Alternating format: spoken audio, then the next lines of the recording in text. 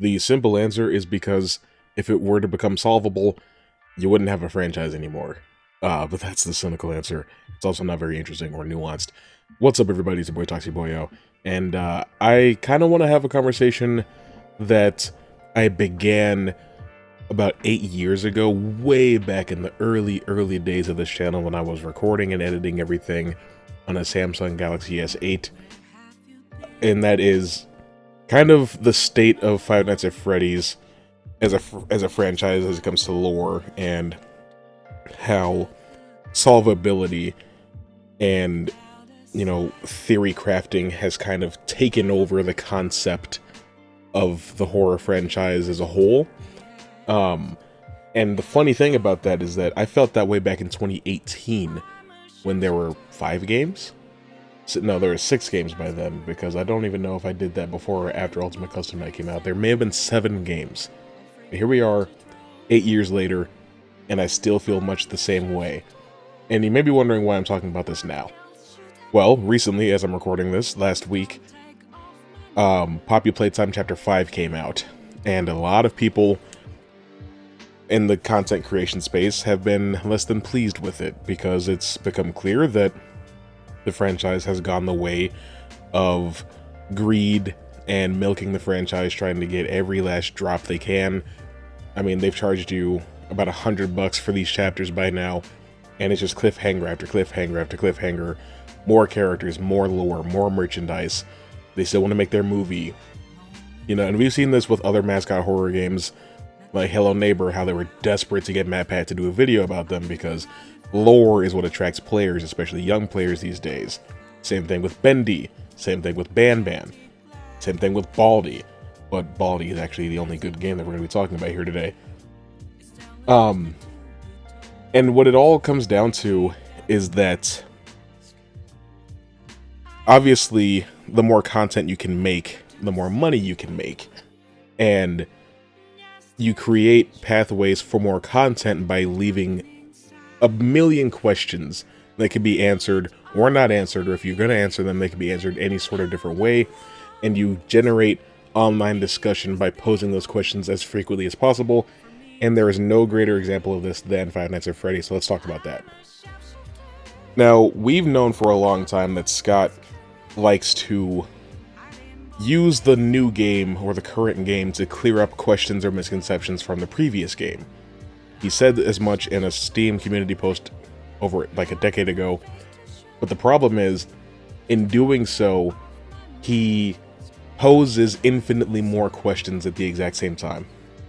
I want to talk to you guys about what a good plot twist is and what requires, or what a plot twist requires in order to be good. First, it has to make sense within the story, obviously. It can't be so, you know, beyond believability that it just shatters your immersion. That's a bad twist. The answer has to be at least reasonably possible to arrive at on your own before it's revealed to you. Otherwise, it's a bad twist. And it can't insult your intelligence. When I think of a bad twist, I think of Murder on the Orient Express. Spend the whole movie wondering who committed the murder. Well, the answer is that all of them did. Things like that are what happens when an author or a writer is so desperate to be unpredictable and to surprise you no matter the cost, that they're willing to sacrifice the integrity of the story being told. On the flip side of that, one of the greatest twists of all time would be in The Usual Suspects, when you find out the true identity of Kaiser Soze, or another Kevin Spacey film, Seven, when you find out that Brad Pitt's character is the incarnation of Wrath, and that the killer set himself up to die in order to make his plan come true. Now, I'm willing to bet that if you're here watching this video about Five Nights at Freddy's and you know what I'm talking about, then you have no idea what any of those movies are, but that's okay. The point is, in order for a twist to be effective, it has to be feasible.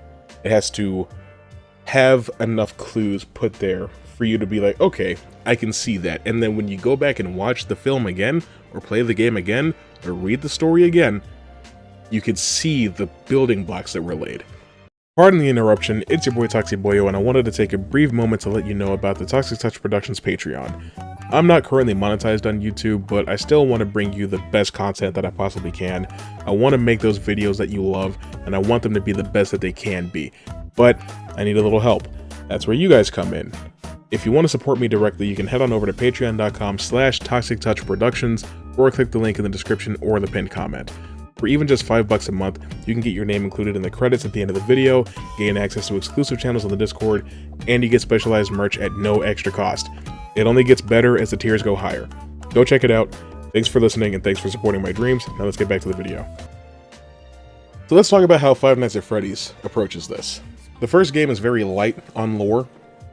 All you know is that 5 kids went missing, the animatronic suit started smelling really bad and leaking blood and mucus, the restaurant got shut down, it's back now, and at some point in the year 1987, somebody got bit. And then the guy who's talking to you on the phone dies on the 4th night. Well, Scott really wants to surprise you in the second game. So, actually, another child died that we never talked about. There's 6 dead children. And at the very beginning of Five Nights at Freddy's 2, we're talking about the grand reopening. And we talk about how the previous night guard complained about the animatronics trying to get into the room, which doesn't make any sense. But, you know, the building's not going to run out of power. Your flashlight will. These things that very directly reference the first game and make it pretty clear that this is meant to be a sequel. But hang on a second. Bone Guy's alive. How is that possible? Well, it's a prequel. It's a prequel. And so, okay, this takes place in the year 87, which means that the bite happens at some point this year. I guess that's one question answered, but now we have the question of, you know, if there was a spare suit in the back, a yellow one, and somebody used it, now none of them are acting right, does that relate to Golden Freddy? What's up with this 6th child who died? Who's this purple guy? Where did these withered animatronics come from if the old location is not the one from the first game? Because now this tells you that 2 new Freddy's locations exist. And there's something called Fredbear's Family Diner. Isn't that great? Well, let's talk about some of that. In the third game, you find out that the yellow suit that was used is not Golden Freddy, the only yellow suit that exists in the 2 previous games. It's actually Spring Bonnie. Something that didn't exist until this game, so how are we possibly supposed to figure things like that out? And to make matters worse, when you get to the 4th game, you see an animatronic bite a child's head. We know that the bite of 87 involved someone's frontal lobe. Well, Phone Guy says that you can survive without your frontal lobe, which implies that the person who was bitten in 87 doesn't die. So this can't be the bite of 87. Well, you'd be right about that. It's another bite from 1983 that wasn't mentioned for some reason. I don't know what the purpose is of having a second bite that is actually more lore relevant than the 87 bite ever was, because this involved the death of the child of the person who helped invent the animatronics and killed all the children in the first place. Yep. Isn't that great? And then by this point you might be wondering, well, why is the purple guy killing these people, or killing these children? What does he gain from that? Oh, he's studying soul magic. Don't you know? Yeah, so in the next game, you find out that there's even more animatronics that are more technologically advanced than the toy animatronics from 1987. They can inflate balloons at their fingertips, make ice cream, take song requests, and they live in this bunker underneath a house for some reason. They're rented out from here, I think, and there was a pizzeria, but we'll never see that one. So that's what, 8 pizzerias at this point? And yeah, so William Afton, a name that came from the non-canon book, by the way. I would really rather not talk about the books. But yeah, William Afton, he's got 2 dead kids because of these machines. And he's like, let's send my last living kid to go deal with more machines. So we've got these more advanced animatronics. By the way, good luck putting Sister Location anywhere on the timeline. You simply can't, because we know that 30 years pass between the events of Five Nights at Freddy's 1, which takes place after 2, and the events of Five Nights at Freddy's 3. So, because of what happens at the end of Sister Location with Mike Afton getting his organs and bones ripped out and becoming the second purple guy. Yeah, this guy's purple physically. His dad's purple metaphorically. I don't understand what lore advantage is coming from there being a second purple guy. This is the kind of stuff I'm talking about. So, if Sister Location takes place before Five Nights at Freddy's 2, or around the same time as Five Nights at Freddy's 2, well, then that means that Michael sat around with no organs or bones for 30 years. What was he doing? Because at the end of Sister Location, he says, "I'm going to come find you." And he says it pretty ominously. And then it leads you to believe that he goes through those first couple games hunting his father down. But if Sister Location takes place after what the hell? If it takes place after Five Nights at Freddy's 1, no, it's just, no matter what, the 30 years makes it complicated. Because William Afton sat in that safe room at the Fnaf 2 location? Maybe. For 30 years. And nobody ever found him. I guess that's not the super important part. What is important is what happens after that in Pizzeria Simulator, when Henry, the guy who also only exists in the games up to this point, or I guess he does appear very briefly in FNAF World, and I say very briefly because he dies in FNAF World. So yeah, Henry, the father of the child who is killed and becomes the marionette, never got mentioned before this game, but here he is now. And also helped create the animatronics. Wouldn't it be great if he was ever mentioned before? Whatever. In official material. I don't care about the books. I will never care about the books. So he creates this whole elaborate setup. He buys a Fazbear's location, and Michael Afton ends up running it. And they gather up all the remaining animatronics, and they burn the place down, and it kills everybody except William Afton.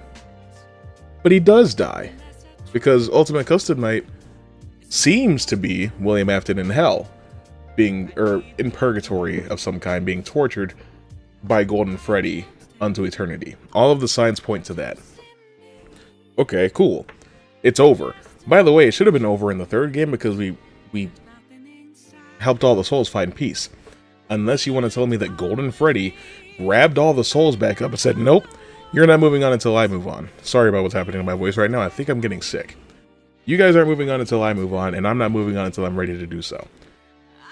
Well, that's okay, because here comes Help Wanted, where things get meta, because Scott thinks he's so funny. Yeah, it turns out that the original games exist in universe and were made, or were like licensed by Fazbear Entertainment to try to like discredit the stories being told about the massacres. Because we don't even know how many dead children there are at this point. There could be 2 whole incidents. We're looking at like maybe 11 dead children. But if those games are real games within the world of Five Nights at Freddy's, why do we even factor them into the lore still? Are we supposed to? Are we supposed to factor them into the lore still? Or are we supposed to act like they don't matter anymore? And the Steel Wool era that we're in now, that's the new canon. Because, and you could hand wave that away by saying, "Oh, well, it's just a joke. You know, it's not meant to matter at all." But there are things that happen in Help Wanted that do matter. Like, you rebuild the digital consciousness of William Afton. William Afton, who died, by the way. He got burnt, like, what, 3 times? He died, by the way. But it's okay, because he uploaded his mind to Skynet. And he's back now. And that becomes relevant when you get to Security Breach. So that's cool. And then, I mean, God knows how far into the future Security Breach is. And when you're playing that game or watching the game, you have to wonder, what's up with Freddy? Why does he act so differently than the other animatronics? Why do first of all, why do they all have personalities? Why does Chica eat?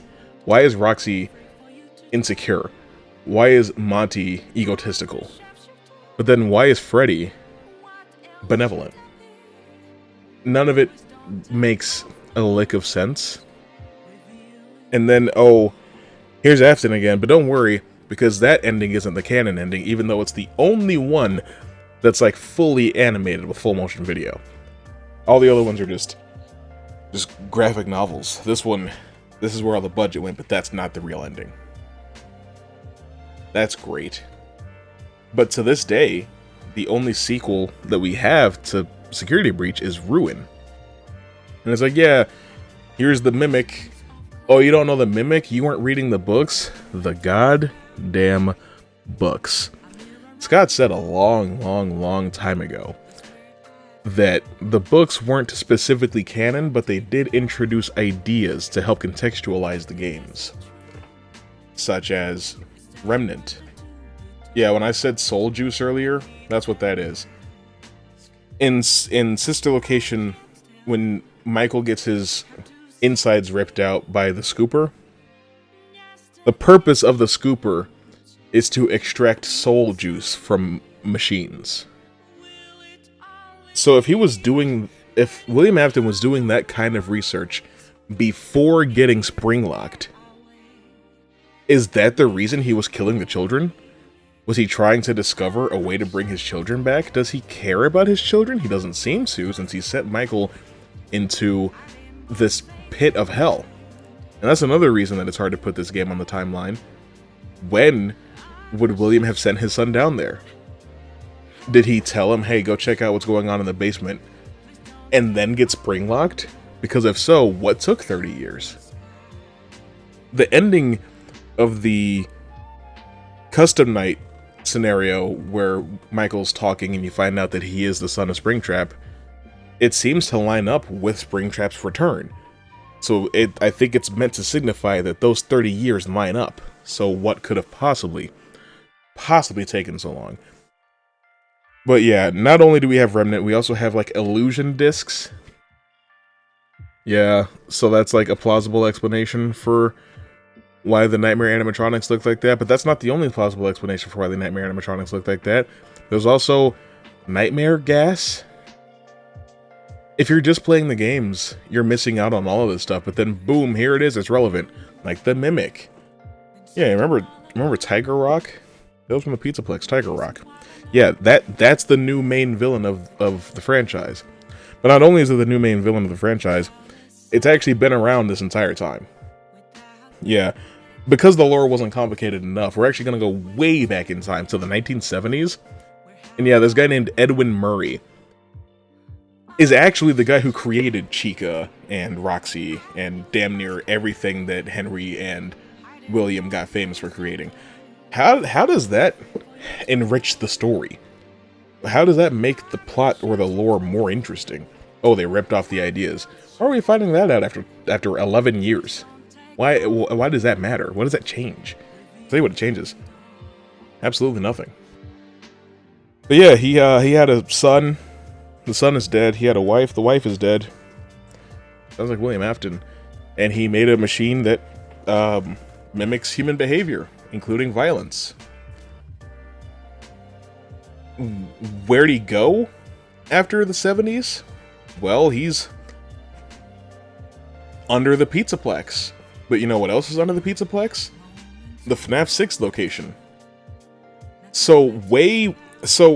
Okay, is the Fnaf 6 location built on top of Murray's Costume Manor, or whatever it's called?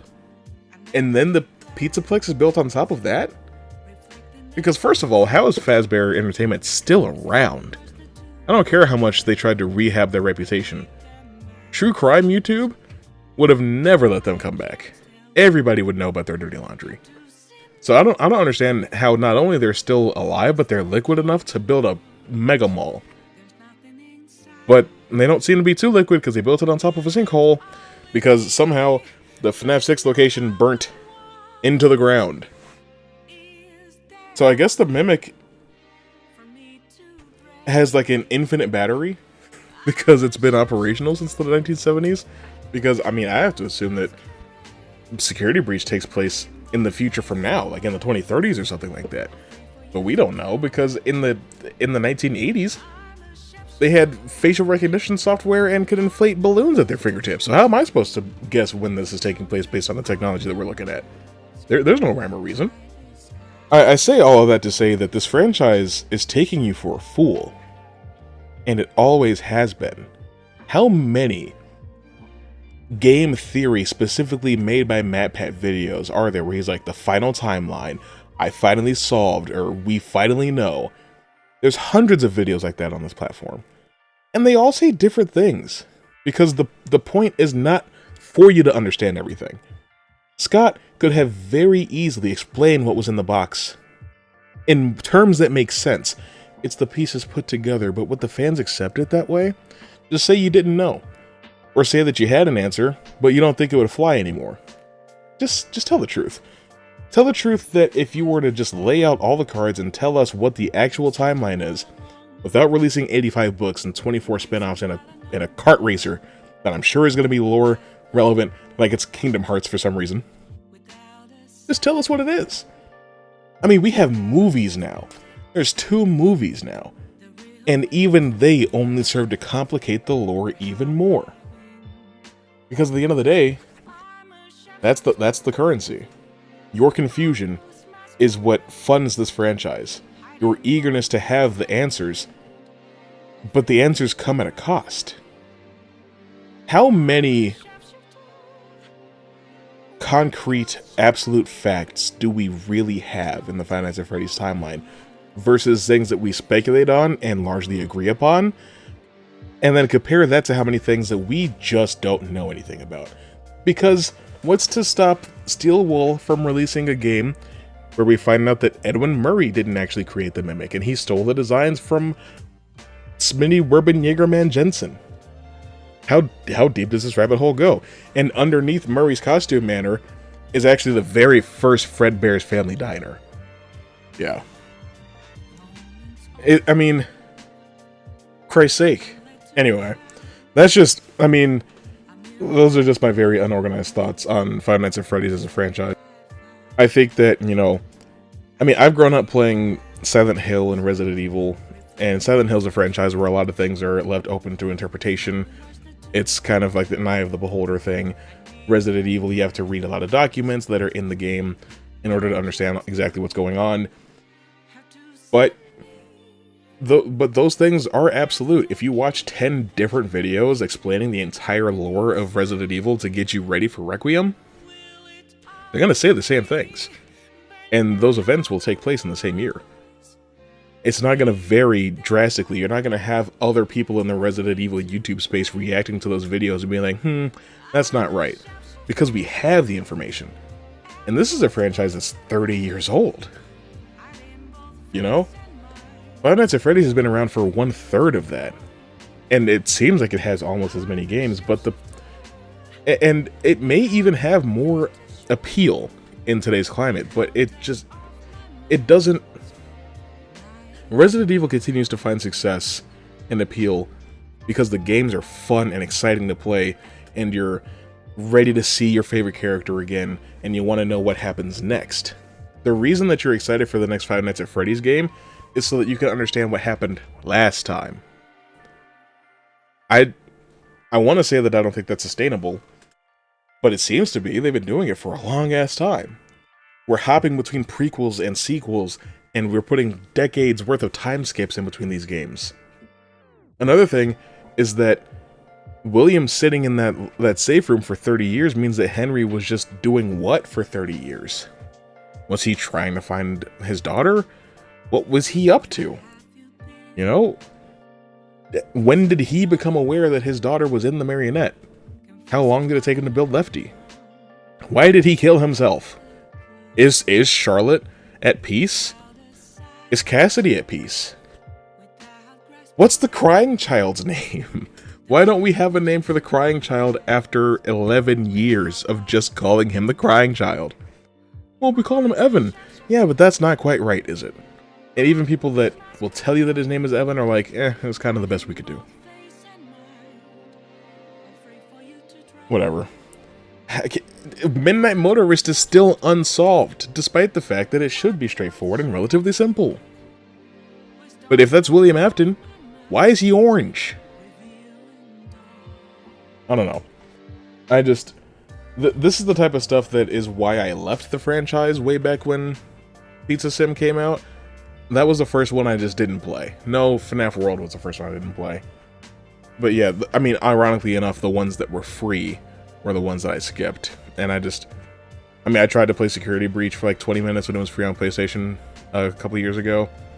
But it still ran like dog shit because Steelwool moved on from that to work on Ruin and Secret of the Mimic and Help 1 to 2.